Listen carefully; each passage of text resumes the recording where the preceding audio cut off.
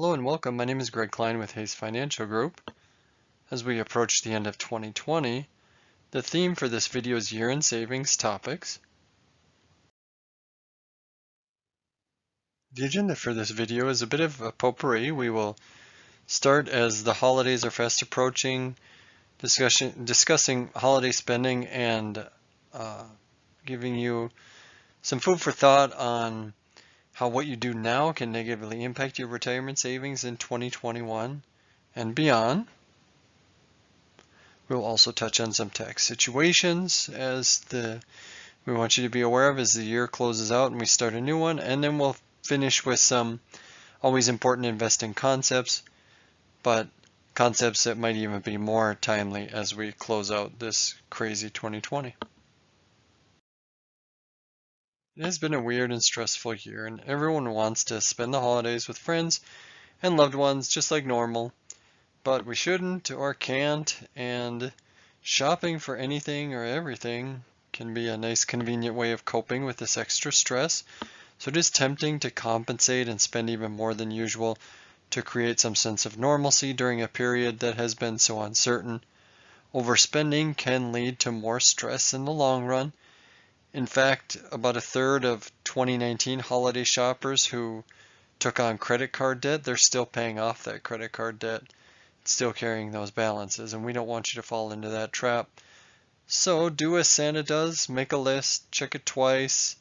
If it's not on your shopping list, just don't spend that money. Make sure and stick to your budget, stick to your list. If you need some help with general budgeting, we do have another video on that topic on our website, hayesfinancialgroup.com/resources. With ads bombarding us for 50, 75% off, try not to succumb to the marketing. Focus on what you're spending, not necessarily what you're saving. 75% off might sound great, but if you're buying something that you didn't plan to buy that wasn't on your list, you might not know that you're really even getting a good price. You might fall prey to the promotion. You do a little research can go a long way. Then you know if something's marked up 150, 200%, well then 75% off is not such a great deal. So also watch out for those impulse purchases. We probably won't be spending as much time this year in the mall, so we might not be as susceptible to those things that we pass in the store and think that we just can't live without. Use that cooling off period, like a 48-hour rule, where you put it back, sleep on it, leave it in your virtual shopping cart. Don't finish a transaction until maybe 24 to 48 hours later after you've thought about it some more and are sure you really need that and want to make that purchase. Again, like I said, on our website we have some tools for budgeting, but if you want to restrict yourself, a prepaid gift card is a great way to do that. Makes you aware of what you're spending and what you have left, but load up that prepaid gift card with your holiday budget and then stick to the amount that you've budgeted for yourself that's on that prepaid gift card. Our second segment in this video looks at some tax items: Savers tax credit, IRS contribution limits. We'll touch on both of those. First up is the Savers tax credit, and if you're not familiar with what a tax credit means, so that's taxes that you actually get back, which is better than a deduction. A deduction lowers your taxable income, but a tax credit gives you taxes back that you already paid, so that's even better. There are income restrictions on how you qualify for the Savers tax credit. You can see that on the slide. Single, married individuals, head of household. But generally, for anyone making under $65,000 in terms of adjusted gross income, then you could qualify. But again, depending on how you file, and then how you file and how much your income is depends on how much of a credit you can earn. 10, 20, or 50% on the first $2,000 that you save. Meaning that if you are in that top row, if you qualify for a 50% credit, you save $2,000 in your 401k during the year, you could get $1,000 back in taxes from Uncle Sam. Not a bad deal. So let's take a look at an example, a couple that makes $60,000, so they're a joint filer, they do qualify. They qualify to that 10% level.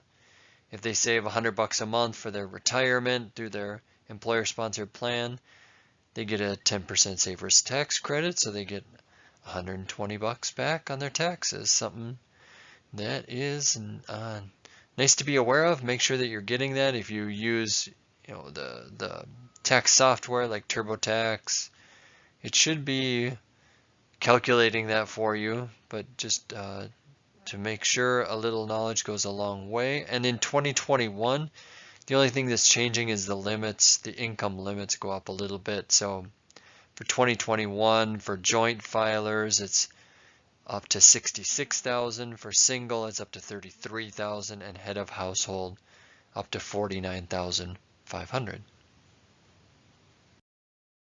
If you're a super saver and you're at that stage in your life where you're socking away as much as you possibly can in your retirement, you are likely already aware of these IRS limits. So the limit on how much any individual can put into an employer-sponsored retirement plan during the year, $19,500 per individual for those under 50, for those 50 and older, all the way up to $26,000.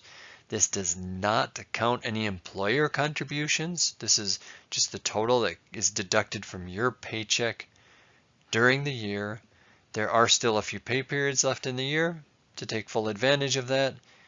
And then once the calendar flips over to January, that starts over, and in 2021, those employer-sponsored plan limits for your individual contributions up to $19,500 or $26,000 will remain the same.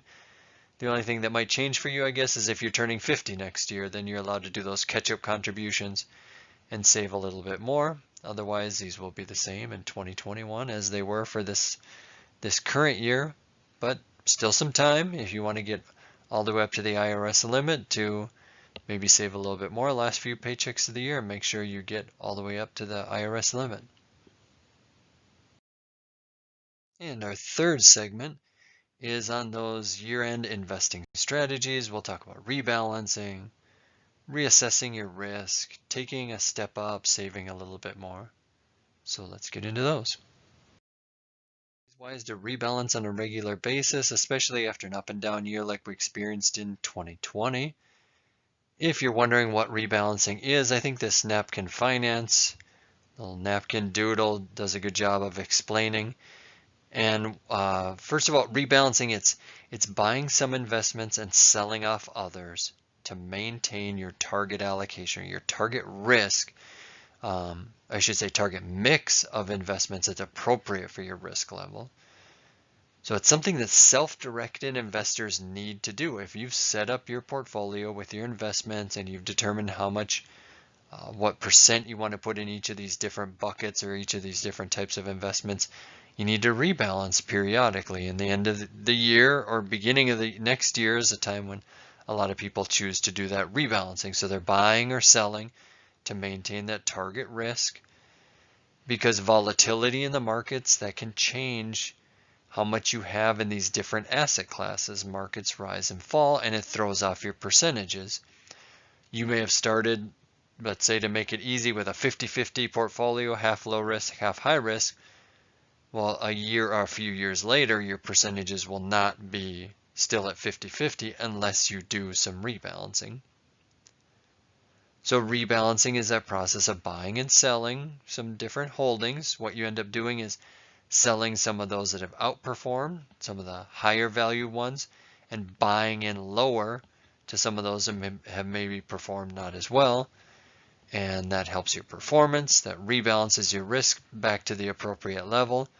Do it quarterly, semi-annually, annually.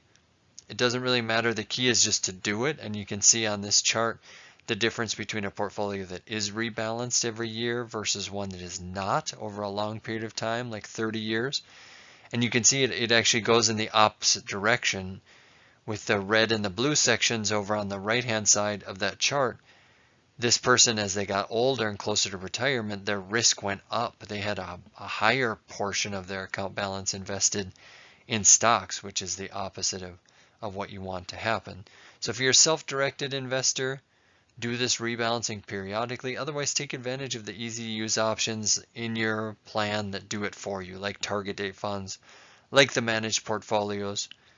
But you can also set up your own automatic rebalancing through a lot of the websites now. So do it one of those ways. Use the easy-to-use investments or set up your automatic rebalancing. I'm a big fan of automated features like that. After a wild year like 2020, you may have asked yourself, what type of investor am I really? Maybe 2020 changed you. It was a transformational experience. Maybe you've transitioned into a new stage in life, and for that reason you need to reassess your risk. But if you got scared, changed your plan completely early in the year, maybe you need to reassess your risk level. If you made changes at you thought your knowledge and experience was higher, but you made changes at the beginning of the year that hurt you. Now you didn't benefit from how the market has rebounded in 2020.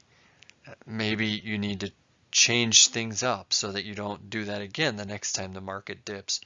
Is your time horizon shorter? Are you within one market cycle of just a handful of years of retirement? Did that change that you made earlier in the year affect your savings, and so now you're farther off your retirement goals? So all these things are things to look at, and we tend to do these assessments around the end of the year, beginning of the new year. And so that those might be some things that you need to consider as you assess your investments here as we go into 2021. And I'll just put a plug in again for the automated options. If you invest in something like a target date fund that's automatically going to adjust that risk for you over time, why not make it simple on yourself? Those options are available in your plan because they're wonderful investments that make it as easy as possible for you to invest and then maintain an appropriate risk level as you get closer to retirement. But if you prefer to self-direct your investments, make that annual reassessment of your risk, make sure that you're in an appropriate portfolio as we close out the year. Increasing your savings is key. Always saving a little bit more if you can. Taking those baby steps towards achieving your retirement savings goals. You can see on this slide someone that starts young in their 20s, starting at that 5% and then just staying there, versus somebody that started at 5 and then increased a little bit, 1% each year until they got up to 10, or somebody that started out hot right out the gate at 10%. It makes a big difference making those baby steps and just increasing a little bit, even if it's 1 or 2% a year, and not just staying at that same 5% year after year. So make those little changes. You hardly notice them. They don't hurt as much. It's just a few more dollars coming out of your paycheck. And the end of the year, beginning of the next is when a lot of people will do that. A lot of people like to do it right away in January, or I suggest to people, do it on your birthday, do it on your work anniversary. Just do it. I challenge you to save 1 or 2% more. Those tiny little increases can go a long way so that you take advantage of the compounding in your account and are in a better situation as you approach retirement. And if you can't make any sort of behavior change as we close out the year, if you can't save more, just make sure you're aware of how to log onto your account. That's a step. Make sure you know where your investments are. What are you invested in exactly? Double check that. Just do something to set yourself up to be a better saver as we go into 2021 and beyond. Even if you can't put more away, do something to put you more in control of your situation. But if you can save a little bit more, it allows you to take advantage of that compounding. And when I talk about compounding, I always think of that example of where somebody might offer you $1 million now, or a penny a day, and double that penny over the next month, over the next 30 days. And you would think $1 million would be better than just starting off with a penny, but if you take that penny, double it every day for 30 days, you end up with a lot more than $1 million. And so it just shows you how that compounding works. And to take advantage of compounding, you got to be in the market, you got to be invested, and you got to make those changes sooner rather than later. So do what you can, or at least do something to make you a better saver as we move from 2020 into 2021. All right, we covered 3 segments, so we got 3 takeaways for you. The first one is do yourself a favor, don't practice too much retail therapy this holiday season to cope with a difficult 2020. Be prudent, reward yourself by not going into debt over the holidays. That's a nice gift to yourself. Another takeaway is save a little bit more still this year. If you can take advantage of the IRS limits or the saver's tax credit, save a little bit more with the time that's left in 2020, and then set yourself up to be a better saver next year. If you can take a baby step and increase your percentage 1% going into next year, or make one of those little changes that will make you a better saver and in more control of your situation. Do what you can to start off the year right and get you on track to achieve your retirement savings goals. As always, it's a pleasure to bring a video like this to you. You have my contact information on this slide. Don't hesitate to reach out. You also have our web address there, hayesfinancialgroup.com/resources. So until next time, I appreciate your attention and hope this information was beneficial. Best of luck to you as we move into 2021, and take lots of care.